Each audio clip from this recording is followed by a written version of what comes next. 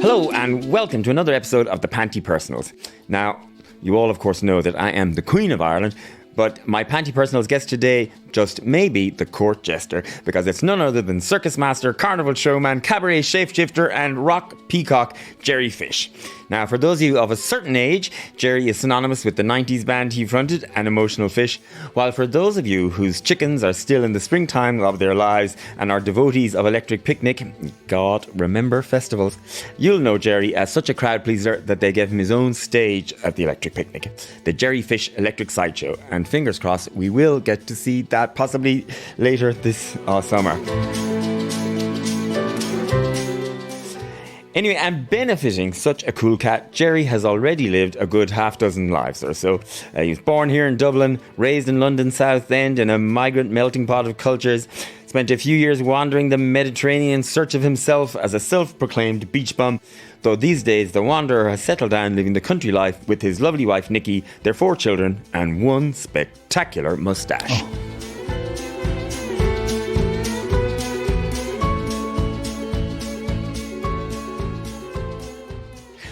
Jerry Fish, welcome. Thank you very much. Lovely to have you here. Great to be here. I feel like it's weird we didn't have you in here before this. In the same way you and your mustache. I've been just waiting. So obviously we have something in common, Jerry. That being that we've both sort of developed a sort of an alter ego or a stage persona and sort of built an alternate universe around and everything.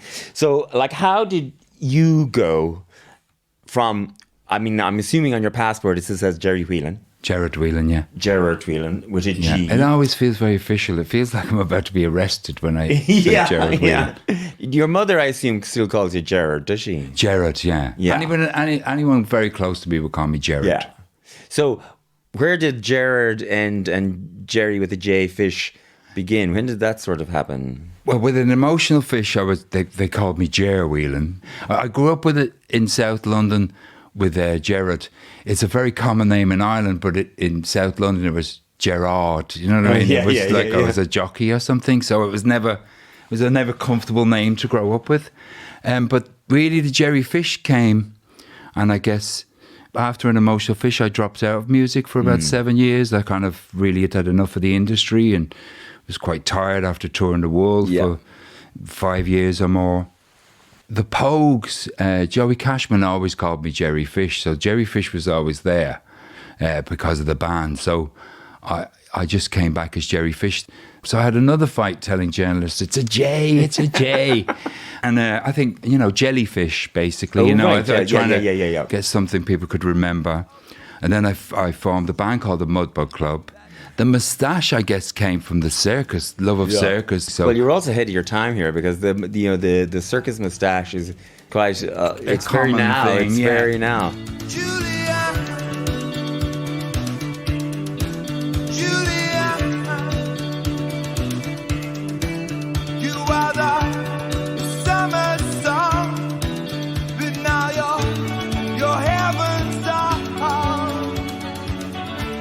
But wait a second, but where did the fish part come from? Well, an emotional fish, I was constantly asked the question, where did I get that name from? And it is a great name. Well, it's the 13th worst name voted by the BBC. It's like up there with like the tragic name Kajagoogoo and stuff like that. No way. Yeah. No way. The BBC got that very badly but it's wrong. Quite, it's a great name. There was comedy in it for me, but like I do interviews in Holland or Germany or Scandinavia, and they would see the intellectual kind of An Emotional Fish and the philosophical side of it. But it could have came from Francis Ford Coppola's Rumblefish. Oh, right. It maybe came from that. But it does make sense in this thing. We say, oh, he's a cold fish, so then he'd be an emotional fish. Yeah, and fish became an emotional fish. I just really kind of always irked me that they, when they talk about a goldfish not having a memory and. Which isn't true. Or now, there you go, ahead of my time. They've done that octopus, My Friend the Octopus. Oh, yes, yeah. I'm realising human intelligence cannot be transferred to the animal world. We were connected, you know what I mean? And I guess it was a play on that vanity of humanity, You are the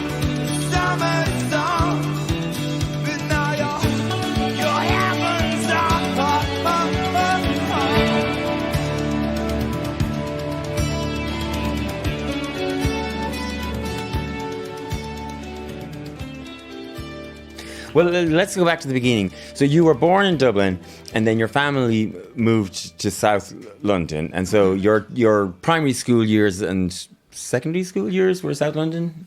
Yes, most of my education Yeah. was in South London. And this would have been in the 70s. 60s and 70s. I was 60s born in and 70s. 62.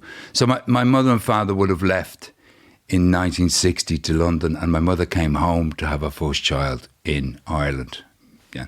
And so they would have, arrived with the kind of no blacks, no dogs, no Irish thing, and be like with the people of the Windrush. And obviously very different from Dublin at that time. I mean, Dublin is fairly multicultural these days, but at that time... Dublin was white, and it wasn't just white, it was kind of incestuous. Yeah, I guess you had the Catholic Church, which I guess my family were all from Ringsend. My family maybe would have escaped a lot of that. It wasn't like rural Ireland, how they suffered even more. But my father, I think, left when he was even younger, a teenager. He was sent to Birmingham. So it was always just get the boat, get away from here. And then I experienced that in the 80s. So basically I grew up in South London, and I guess as I get older, I'm more from that. I always say I was raised by Dickensian gangsters and Irish gambling men. What scraped up a living and washed it down the drain in the South London, And Charlie Chaplin was from South London, William Blake. So I've really embraced where I grew up and the multicultures. I grew up with mostly West Indian kids, and my street was probably a ghetto of predominantly Docklands, Dublin people, and it was very tough. But I'm really delighted as an adult I grew up with that kind of multicultural thing. And you say it was tough, but do you look back in those years as like a good childhood, or? They say there's no such thing as a happy childhood, and I kind of can relate to that because your mind doesn't really change. You're always a kid. I grew up in very rough. South London is famously a very rough place. And I guess I was always scared as a kid, a little timid. And I was Irish. I was reminded I was Irish every day. The IRA were bombing London. I think the Irish kind of got a... Racism was everywhere in the 70s. It was kind of on the TV, So I grew up with a lot of racism. And then when I came back to Ireland at maybe 13... being an Irish kid all my life, taking a black eye for this country more times than I can count. I was an English bastard, you know what I mean? Yeah. And I just... Did you arrive back with like a full-on London accent? Not particularly, because it's like my mother and all the kids, we'd all go to school. There were 2 kids born in England in this class of 40 kids when I was a kid in school. And we'd all go home and we'd adopt our native accents at home, and we'd have Cockney accents in school. And then we'd go home, my ma wouldn't let us talk with anything other than a Dublin accent. Same with the West Indian kids, African kids. Everybody had their own accent at home. So I wouldn't say I had, well, some people think I have an English accent now, but and it was a big Irish family. You're the eldest of 6. I'm the eldest of 6. The rest of my siblings were born in London. But I just think it was just, I had a culture shock when I landed here, which I probably still haven't recovered from. It's like, what is this division? When I was maybe 16, I moved back to the UK and started kind of going to and fro. So you had the South London experience growing up. You came back here for a couple of years, but you felt like an outsider here because now you were the London kid. And then at 16, you went back to London. No, first, I actually went back to Glasgow and became a Catholic bastard. Do you know what I mean? I was very confused, and still am, about why people want to kind of pigeon, that we're all something. And I just think that's actually not how we're all completely individual. So I became a kind of anti-nationalist. Is that? No, that's wrong as well. But it's like, it's just, I wanted there to be an island somewhere just for me and my kind, if you like, I get that, and I know what you mean by struggling to words. But in other words, you didn't pin all your identity on one nationality or island. Or anything. Yeah. I just kind of became very aware it was, you kind of grow up and you realise the adults are full of shit, you know what I Yeah. mean? And the teachers, I was very conscious as a child that I was being taught rubbish. I mean, when you're educated in England at that time, Oliver Cromwell was a folk hero who had kind of beheaded a king and set up Parliament. So he still is kind of seen that way. And I had no idea he'd even been to Ireland, you know. Yeah. So you come to Ireland, you realise, oh, why are they not? And I just kind of became very aware, very young, there's a lot of crap. And still is, you know. So in a way, you're being set up to be the classic outsider here.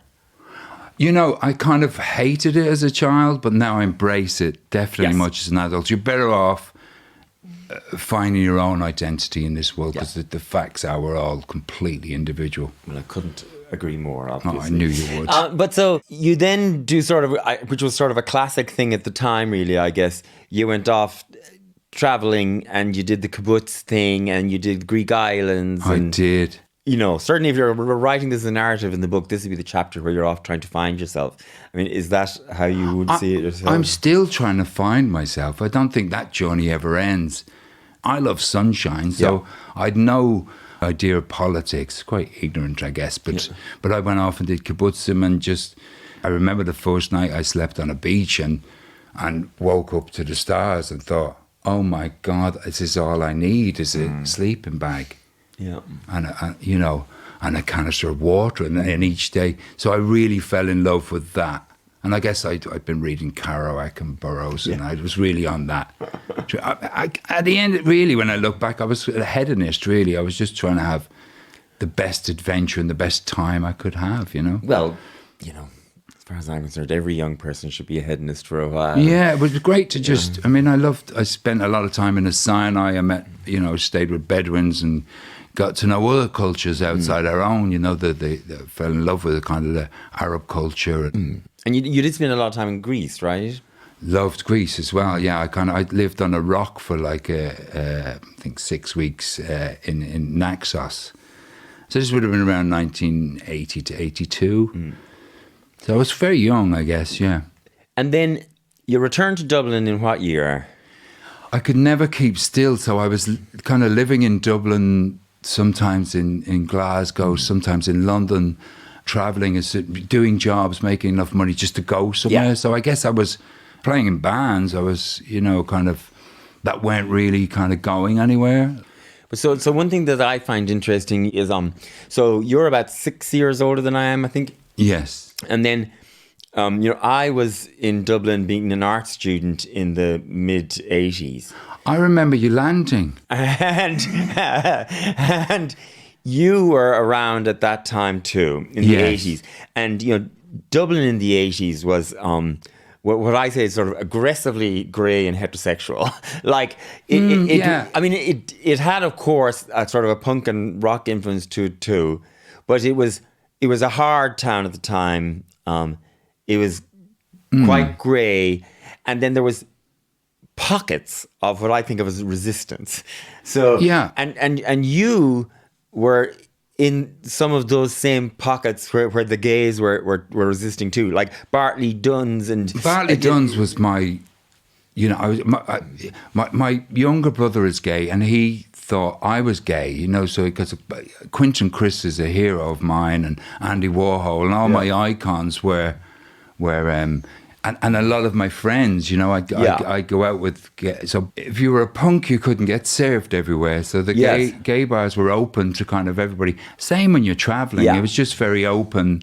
Well, and I guess it's the same outside of about it. It was that I think it was a misfit bar. So all the people who were uncomfortable getting served in other places, or mightn't even. So there was punks in one corner. There was a few, you know, do you remember the rockers owner? in another. There was the gays in another. Like, it was very... Well, yeah. I mean, I had a lot of gay friends, so I could sit in any corner. Yeah. I wasn't really kind of stuck in any corner and didn't believe in any corner. So I had a lot of... Like, I remember, it was tough because I remember...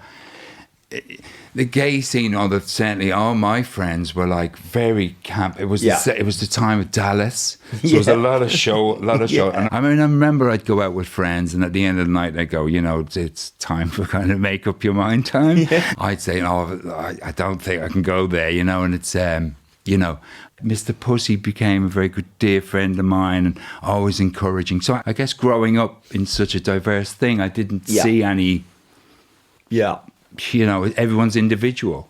But I also think that is to do with your sort of outsider quality, that you recognize other outsiders. I mean, that's my theory about you, Jerry, and you can reject it or embrace it. I'm more comfortable with people who don't have a specific identity or a real kind of... the Jerry Fish Electric Sideshow is unity through diversity, is our creed. And really what it means is... whoever you are, come in. No one's going to judge you here. And I think it's about respecting individuality rather than even groups. Because I also remember the gay scene kind of almost overnight becoming quite militant.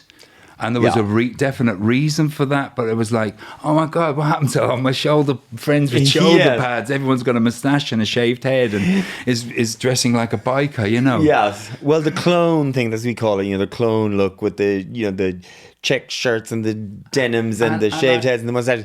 It was like a reappropriation of this ultra masculinity. Yeah, and I get it. I've also travelled in the States and San Francisco. I totally get it.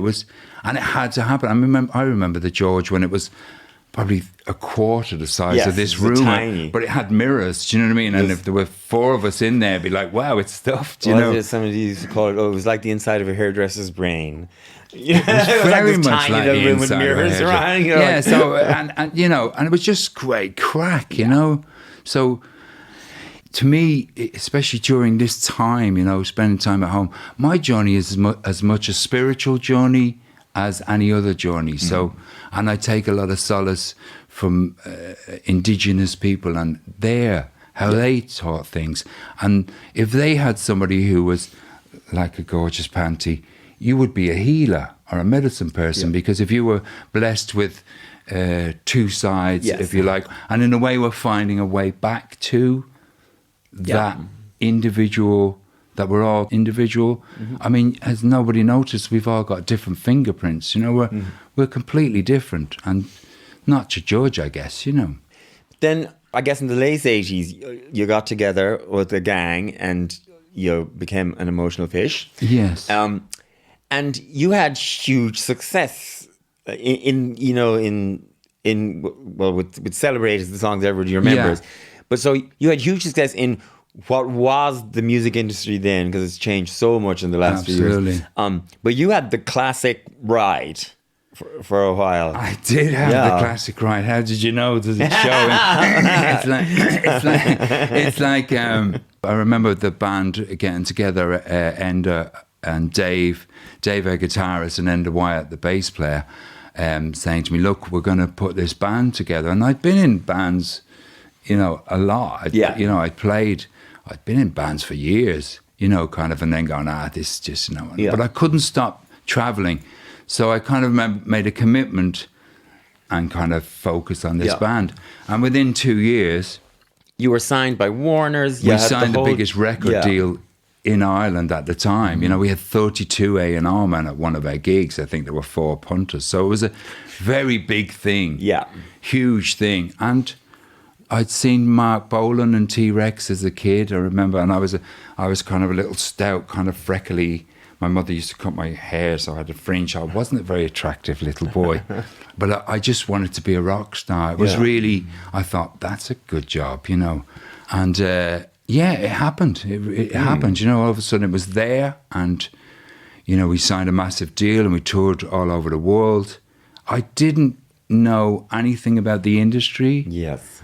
When a record label, I thought a record label was a piece of paper that was in the middle of the record. I didn't realise there were loads of different ones. So it was an education all the way. And because it really happened for you guys. I mean, you had this huge hit with Celebrate, and then you were opening for U2 on the Zoo tour. You were, Simple Minds. Celebrate. This party's over. I'm going home. Celebrate. This party's over. I'm going home. And like so many people in the music industry that I've spoken to, maybe later you became quite disillusioned maybe with the music industry. But for those few years, were you absolutely living your rock star dream? I saw the singer with the Cramps take a piss backstage in high heels. Do you know what I mean? And kind of played with the Ramones as well as Nirvana, Happy Mondays.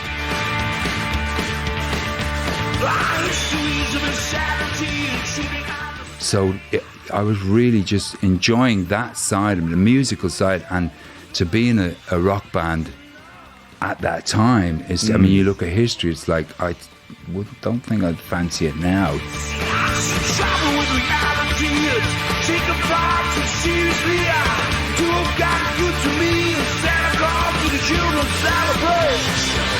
This party's over, I'm going home. I don't know, it was really, you know, we still had the CBGBs. I met Debbie Harry in the corridor, you know, I think she thought I was going to attack her. And I said, I'm in the support band, you know. So, you know, I had an amazing experience with all the idols I had as a kid. I met David Bowie, met all these amazing people. The industry sucks. It still sucks. It's, you know, it's like swimming with sharks, and it's not a very pretty thing, you know. I think when Emotional Fish finished their second album, I remember we went for a drink in Camden. Now, it was the difficult second album, and it was extremely difficult. We had 3 producers, Dave Stewart, Alan Moulder, and Clive Langer. So it was a really difficult album for us to do. And we'd finished it, we had a drink in Camden, and I became really, like, almost straitjacket. I became quite irate with my manager, an A&R man, and I was about to kick off. And I thought, I have to calm down. I sat down next to a woman, a magic woman with a crystal ball, and she said to me, "What's wrong with you?" And I was like, "Oh, it's that fucker, and I'm gonna kill them, you know." And she said, "Who are they?" And I said, "That's my manager, and that's the head of the record company." And she very cleverly told me, "They are incidentals. Because of your talent, you will always have those people around you." It's changed, and it's changed so much for the better in many ways. You can be a solo artist. I mean, I left the whole experience really knowing that artistic control is financial control. If you're running your own game, that's when you can do what you want, you know. When you're in a machine, you know, they want you to be the next U2. They want you to be the next something else that happened, you know. Yeah. And these days, you know, it just doesn't happen like that anymore because the industry has changed so much. But I mean, even since the Jerry Fish and the Mudbug Club, if you wanted to release a single, you had to press 5,000 singles. You know, you had to, because you had no chance of charting unless you were up around 4,000. Yeah. So you know, your mom, your aunties, everyone would be in golden discs. You know what I mean? Everybody get as many, because you were playing the same game as the majors were. Yeah. Be yourself, mistakes and all. Leave your baggage out in the hall. Say you're sorry if you're wrong. And I managed to play that game very well because I'd been there, you know. And then if you had a hit, you'd quickly have to print up 10,000. So it was a really expensive game to get in, you know, and it required a lot of investment. Now it's release a single, a push of a button, and it's released. Sense and love will break your fall. Be yourself, mistakes and all. This is no time to get angry. It is high time we got along. Be yourself, mistakes and all. The only difference is when I released the first Jerry Fish album, it was on sale for $21.99 in the shops, and I got €7 out of that. Now nobody buys music, so it's a completely different game. Yes. Well, having spoken so much about music, let's have a little musical interlude. Let's do that. What's the first song you're going to do? I'm hugely inspired by an artist called Daniel Johnson, so I'm going to do a rendition of one of his songs, True Love Will Find You in the End. And the lovely and wonderful Cian Boylan Gorgeous is going to Cian accompany Boylan. you on the ivories.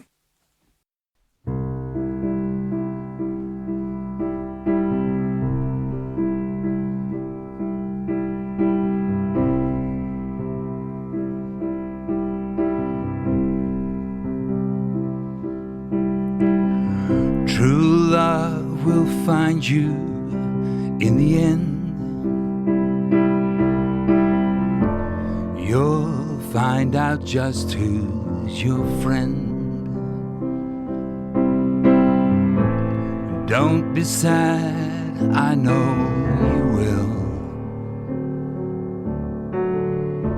But don't give up until true love will find you in the end.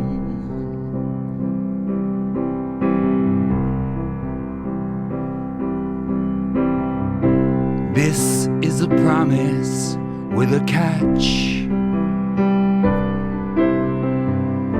Only if you're looking can it find you.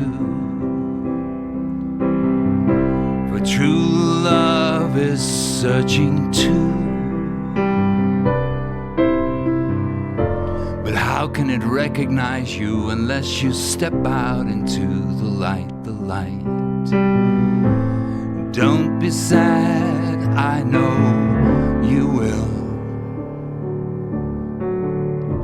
But don't give up until true love will find you in the end.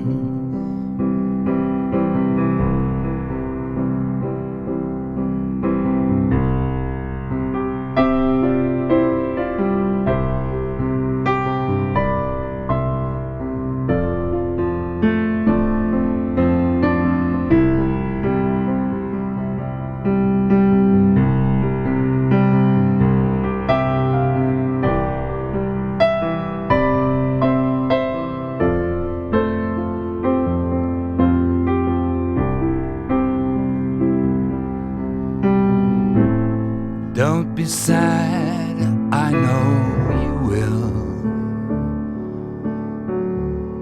But don't give up until true love will find you in the end.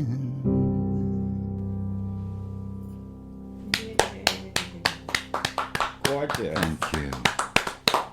Gorgeous, Jerry. Oh, thank you. And beautiful accompaniment there by the lovely Cian. Wonderful, gorgeous man. So, Jerry, before the song, we were talking about your time sort of in the big jaw of the record industry, Yes. and all of that, and the highs and lows of that. Your life now is very different. You're in the countryside. I am. You're a South London boy, Dublin boy, now living in Carlow, is it? I live where the last wolf in Ireland was killed. I'm there to kind of keep her company. And with your lovely wife, Nikki, and Nikki. four kids. 4 children, So yes. your husband and daddy in the countryside. I imagine Yes. that isn't, back at the time when you were in the jaws of the record industry, that isn't how you saw it panning out, is it? You know, I don't know if I've ever had a plan. You know, I kind of like just like tumbleweed, just kind of went through it. All I wanted was adventure. That's the only thing I wanted from life. I lost a friend when he was 20, and that struck me as, you're alive. He's not. Now every moment is your special moment. So I guess I always had the dream, like everyone else, of living in the country. I'm there 16 years. It's completely silent. It unnerves me all the time. I'm like, I'm not a relaxing. I'm more relaxed if it's just a hustle bustle of people, and I kind of see myself as a bit of an artful dodger. Do you know, the more pockets that are around, the better. You know, so I'm really the South London. So it doesn't it jars with me. I mean, I was there a year, and my mother-in-law is from Glastonbury, and she's originally from West. She knows the country, and she's like, do you want to go for a walk, Jer? And I'm like, at night time. I didn't really, it gets dark in the country. If it gets dark in the city, you are going to be mugged. You know what I mean? So it just, the whole thing was very difficult, especially for the first years. And still, I'm not completely relaxed, but I know it's good for me. Yeah. It's good for me to just breathe, Jerry. And I don't think I could have imagined and created a circus as big as the Jerry Fish Electric Sideshow if I was in an apartment in Dublin. So I I live in a Shangri-La. I live in a very, really beautiful place. But so you sort of burned out in a way with the music industry, and you kind of, left music behind for a little while. I did almost 7 years. Yeah. Well, I got into motorcycles, and I got into vintage and classic motorcycles, and had an adventure there. And then, am I right in thinking that in some ways it was the birth of your first daughter, your first child, that sort of reintroduced you in a way to your love of music or something? Everything collapsed in my life. The band, we lost our record deal. We ended up in court with a record label for ages. And then I divorced. So it was a pretty low place. And then I met Nikki, and it just kind of, as a friend of mine said to me, you don't think you're worthy, you know what I mean? And I had to kind of feel worthy of this beautiful woman. I've always wanted children, so we had a child together, and I remember Ella in my arms. It sounds very corny, but I really didn't want, I'll do anything to survive, I'm a survivor, but I didn't want to be coming back from a building site or something and saying to my little girl, I used to be in a rock band. Yeah. I used to play to tens of thousands of people. I didn't want that regret. So Nikki got behind me, and I just got stuck into this Jerry Fish and the Mudbug Club idea. Because music business had changed so much. I was so armed with experience that I was advising people, you don't need a label, you just do an independent record. And they were going off and becoming hugely successful while I was painting houses or doing whatever I could for a living. And I thought, it's time for you to take your own.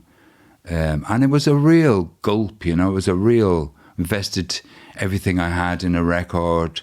And which is so much harder when you have a kid to worry about. It's weird, because it's like, I would have thought, if you said, how would you react to having a child? I thought, well, get a day job, you know what I mean? Get your shit together, Whereas I did the opposite. I kind of went, I have to do what I love doing to be a good father, to kind of for my daughter to look at me and say, yeah, I love this guy, but whatever. I just had to be true to myself, Yeah, and especially if you're going to be teaching that to your kids, so you do what you love. And exactly, yeah. I didn't want to be this yourself. Jaded guy come from a job that I hated, So, they say fortune favours the brave. It kind of worked out, and I'm back in, So, talk to me then about where did the idea for the Jerry Fish and the Bug Club thing come from? That's why I dropped that name. Yeah. It is a mouthful. But so where did the inspiration or whatever come from for this sort of the new version of you? I remember the album being reviewed, and the first album, Be Yourself, and it was like, never has a record booked the zeitgeist with so much enthusiasm.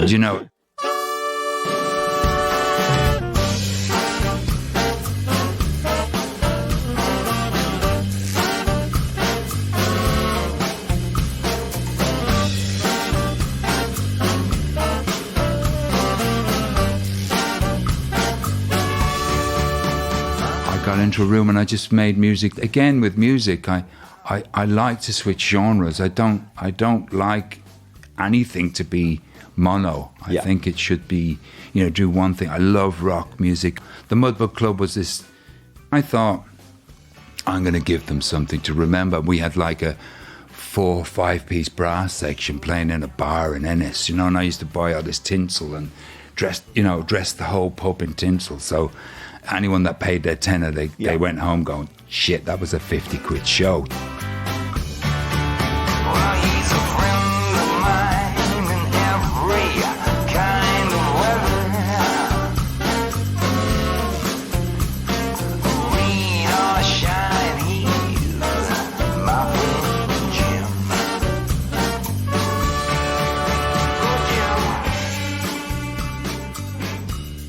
Well, you are a real born showman. I mean, you're a carny guy. You're a carny guy. People ask me as well, where did you get your music?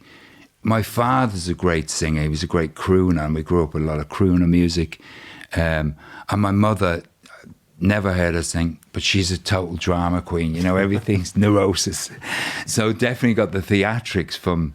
I definitely feel when I'm on stage, I'm like my ma, you know. I was thinking about it the other day as well. It's very important, no matter who you meet, that you make them feel better about their day. They smile, and you get a laugh as well.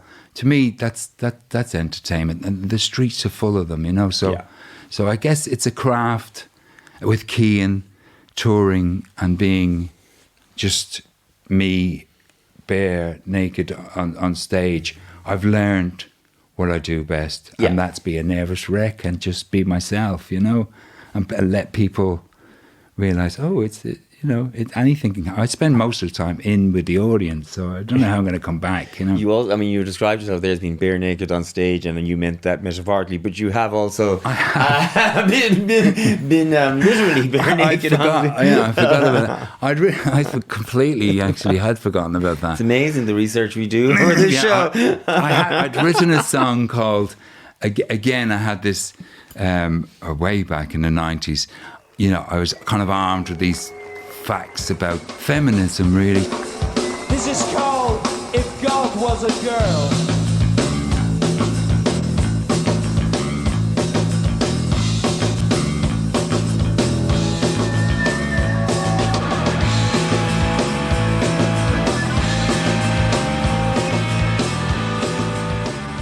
As a child, I always thought, well, that's not fair. That's not fair. With my mom, you know how my mom wasn't educated and ended up in a sewing factory. And I'm like, nothing was fair.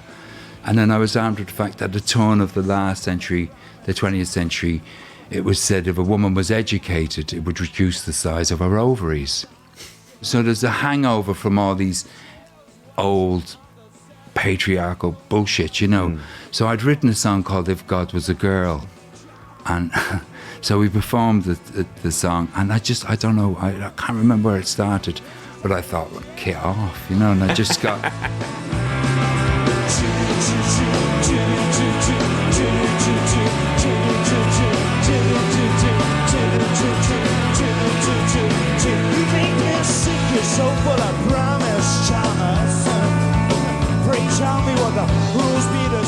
I remember we played in Marseille. I'm born on Bastille Day, so it was Bastille Day in Marseille, my 30th birthday with U2. The guys built me a cake, and Mockness came on with the big heads and gave me the cake, and I got a kit off with just a big bunch of flowers that they'd given me in front of like tens of thousands of people, and the high was just amazing. I have to say the drop from that is a bit much. But yeah, I did that for a tour. We got banned in America, I think, for me doing it as well, you know. Yeah, from some radio station or whatever. It's, you know, it's like, it's just so much bullshit around, you know. So let's hear the second song you're going to do for us. Yes. The second song is, I guess, a reflection. I remember writing a song about being an artist and basically spending a lot of time up your own arse, basically. You know, I kind of like just constantly thinking about yourself and getting down, you know. So I wrote a song called Where the Sun Don't Shine. Well, it sounds perfect for this moment. And again, the beautiful and lovely Cian is going to be accompanying you.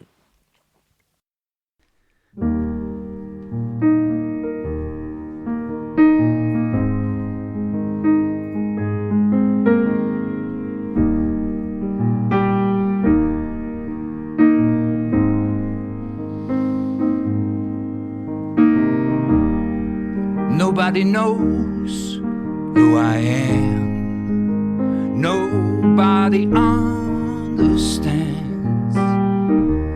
the man I am, the man I aim to be. Nobody follows me, but I know I've got to let it go. I can't spend all my time where the sun don't shine.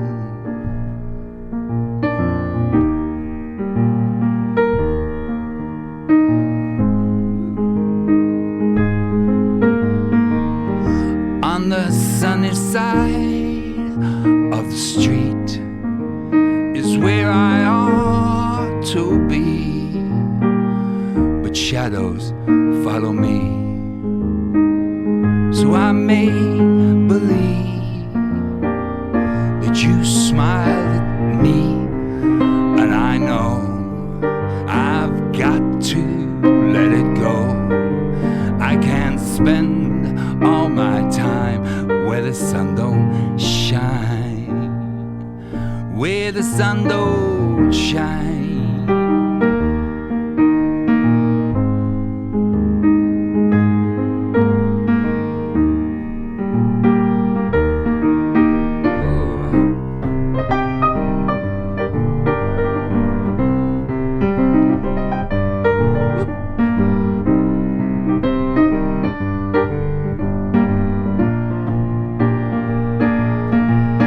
Oh yes, I know I've got to let it go. I can't spend all my time where the sun don't shine. Everybody, oh yes, I know I've got to let it go. I can't spend all my time where the sun don't shine.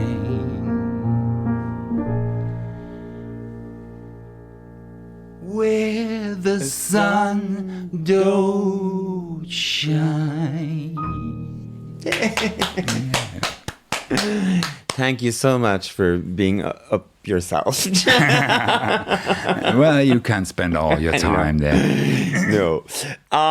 One of the very interesting things to me, and something we sort of have in common, is a great love of the wonderful Mr. Quentin Crisp. Now, people could easily guess that I might have a great grow for Quentin Crisp. Where did your grow for Quentin Crisp come from? Well, I can't remember if I saw The Naked Civil Servant on TV with John Hurt, or I had the book and I read this book. And it really comes from that. I mean, you know, we talk about our battles.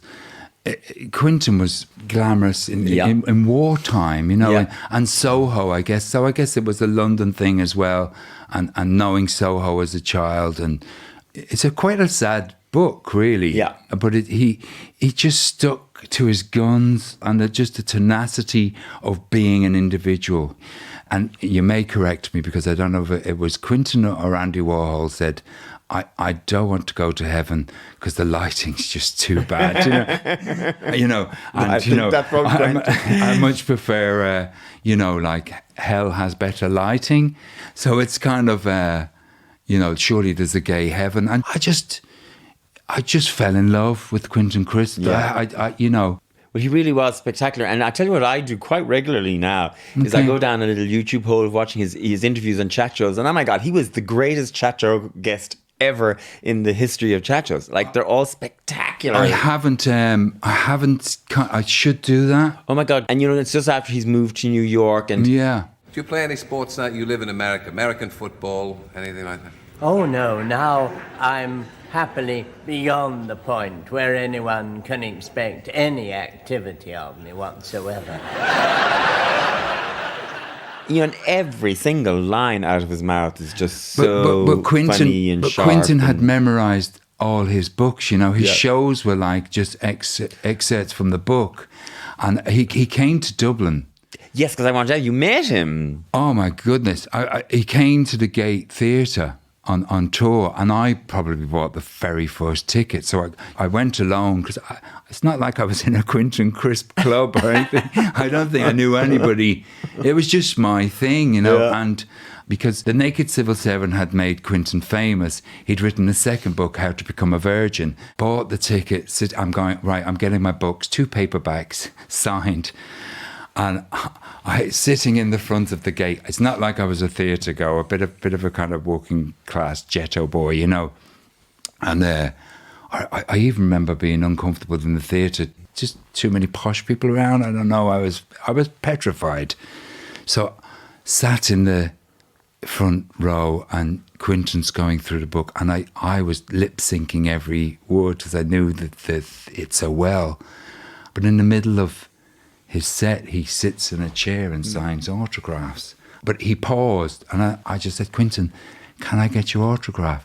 And he was like, yes, come up. And I proceeded to lift my foot onto to climb on the stage from where my seat was in the gate. And he said, no, use the stairs. And by the time I got to the staircase, I was in a queue of 3 or 4 people. And I'm sure he thought I was actually just going to pull out a knife and kill him, you know. Well, he's a man who left his full name and telephone number in the telephone book, even in New York, because he just liked strangers calling him. Well, it was just so... It was a real moment for me, because I remember people asked me, were you ever starstruck? And it's probably the only time, because he said, what's your name? I had no idea what my name was. I had no idea. So it was just... I just still in love with Quentin Crisp. I just think what a remarkable human being, you know, discovered this beautiful man, you know. And, you know, basically since the very first theatre show that I wrote, you know, whatever, and all the ones that I've done, I've always thought, well, I just do a Quentin Crisp, because he used to do the second half of the show. We just let people ask him questions. But he was so brilliant at just responding. Mr. Crisp, you've been very candid with us this evening, and I'd like to ask this one question. Have you ever had sex with a woman? No, I haven't, but I do realize that the question is relevant. I now know a lot of homosexuals who popped into bed with women in a spirit of hilarious research.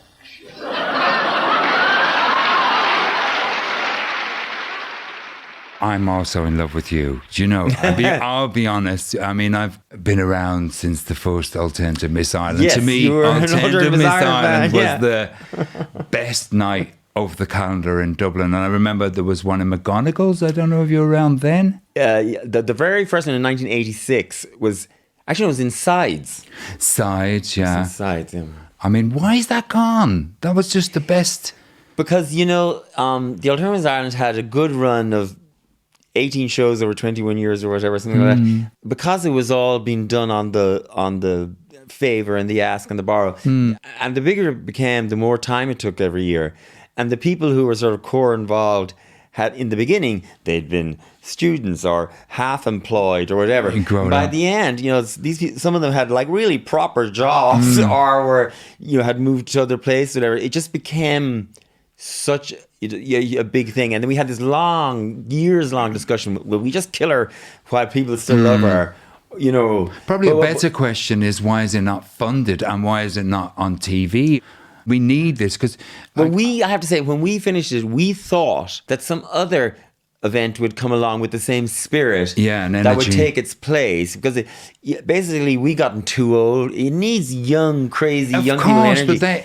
But something hasn't yet come in to that space to replace it. Even the Jerry Fish Electric Sideshow was very much inspired by the Alternative Miss Ireland, because there was also a great mix of, I hate the word straight, I prefer groovy, you know, but like there was a great gay straight mix, and that you know, I don't like borders, obviously, because of how I grew up. You know, I mean, I'd love a campaign to get rid of the border, but if we're going to get rid of the borders, let's get rid of the Cork and Kerry borders and the, you know, like Carlow, Wexford, protect mail. Yeah, it's just, you know, people are obsessed with borders, and I just thought the Alternative Miss Ireland was borderless. You know, there was nobody at the door going, oh, "You're not very funky." You know, it was just a wonderful night, and I do remember you appearing on the scene and being. I'm going to confess now. I remember you being on the scene, and just like, you know, Vader is obviously a friend, and Shirley, you know, and Mr. Pussy's a dear friend of mine. And I have to say, now I am going to get this out, because I'm such a big fan of just your intelligence and just wisdom. Do you know? Well. But when I remember when you appeared on Brendan O'Connor, and sitting back on my couch, I'm like, finally, you know, one of us, you know, and I kind of thought, well, hang on, Jerry, you're not, you know, a drag. It's like you represented what's really going on or something, you know. Well, well, thank you for that, but you're right about the Alternative Miss Ireland, and all the other stuff that I've been involved in is, you know, there was always a very conscious idea or effort behind it, that it wasn't about a particular section of the community. It was about colorizing the rest of the community with the sparkle and the glitter that this part of the community had to offer. So, like I used to say about the Alternatives Ireland, it may on the surface be what people think of it one thing, but to us it was always about expanding the definition of Irishness. In a by nutshell, making it yeah. more. Well, not even expanding the definition, but opening the doors. Yeah. You know, it's because Well, I always felt that the definition of Irishness used to be very narrow. And you had to be, like an Irish boy had to Yes. U2 and play football. Yeah. There was like a very narrow range, and we were trying to make that more elastic. yeah, I guess growing up in South London, I've kind of been bolstered from that Yeah. Irishness as such. It is about inclusivity, but we're talking about Quentin Crisp. Now, please don't be offended, darling, but you're not the first drag queen. Do you know what I mean? God, no. They were in Egypt. Do you know what I mean? In ancient Egyptians. It's a very old culture, and it's really about just stop hiding. It was really kind of like, let's stop hiding. Yeah. And we've a long way to go on so many more issues, you know. So I think it's like festivals. I'm in love with festivals. I fell in love with the Glastonbury Festival. But festivals have the same atmosphere that things like the Alternatives Ireland had. Borders break down in a field, and people become much more relaxed with other people who aren't necessarily exactly the same as them. And it has I for ages called it the last bastion of community. Yes. And community is really about caring for each other. And I think just that, Glastonbury in particular, I don't think anything is better than Glastonbury. It is still the mothership. What a lot of people don't realise is it's a charity gig. It goes to Greenpeace and Water Aid, and it's about saving the planet. And everybody's there. All ages are there. It's just a wonderful collective of people. I think ageism is another thing we have to watch. So I think it's being inclusive is wonderful. So And you have become synonymous with Ireland's Glastonbury in a way, Electric Picnic, with your own stage there, and you sort of create this whole circus, carnival, music atmosphere at this stage, and that has, I assume, played a huge part in your life over the last X number of years. And of course, then last year it didn't happen because of the COVID thing, and this year, fingers crossed. So has that been has that left a hole in your life, and you can't wait to get back to, or? I again, it's like I try and spend as much time as I can in now. Do you know, I'm okay, my children are okay, my friends. So I don't really kind of go, it's not fair. Do you know? Because but you can miss it. I guess it's a two-headed kind of dragon, if you like. It's like my wife and I have had such a wonderful time being together, because I'm not stressed to the nines, so that's been really nice. The year off, I mean, Glastonbury, they have a fallow year. Yeah. You need a break from these things. Yeah. They're full on. I was set to build Fish Town, which I'm massively excited about, because I have a huge tent, an area in Electric Picnic, but they were about to give me another one, and I was going to put 4 more stages in. Well, no, sorry, I am going to put 4 more stages in. A cafe, a bar, and a cinema. I really want a place where everyone feels. And we're actually now, it's everything's getting a bit crazy. We were going to have like rules of behaviour. You know what I mean? I don't want litter where I live. You know what I mean? You can just fuck off, please. We even wanted to have the Pony Girls police force. So we're going to have our own police force in town. So the town excites me, because I'm a massive fan of and inspired by places like the Unfairground in Glastonbury and Shangri-La, and just that whole alternative experience. I mean, it thrills me. Vader puts together the drag show for me.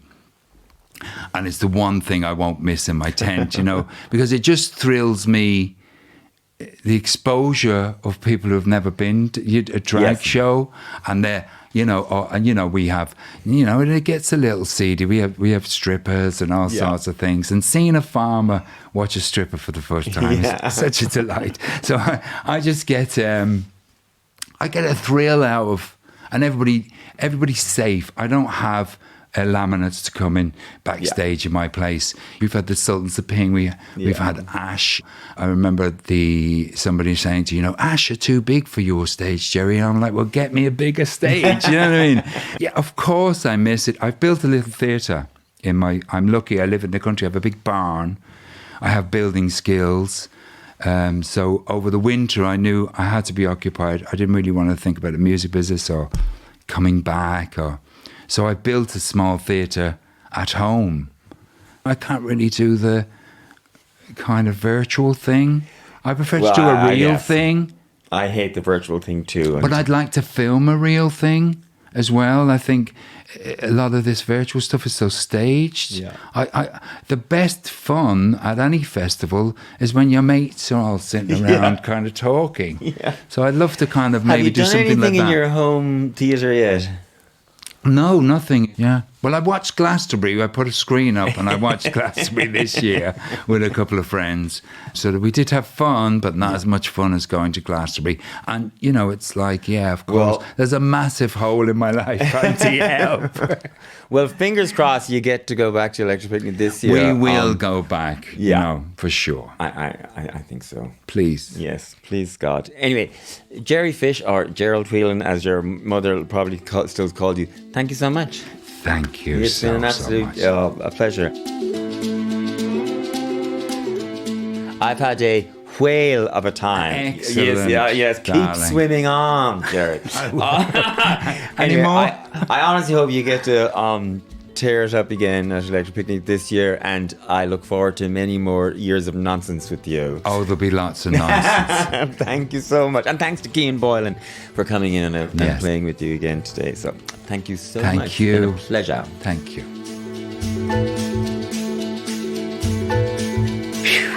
Thank you. Hope I didn't rab it on too much. No. God, that was a good, nice, easy chat.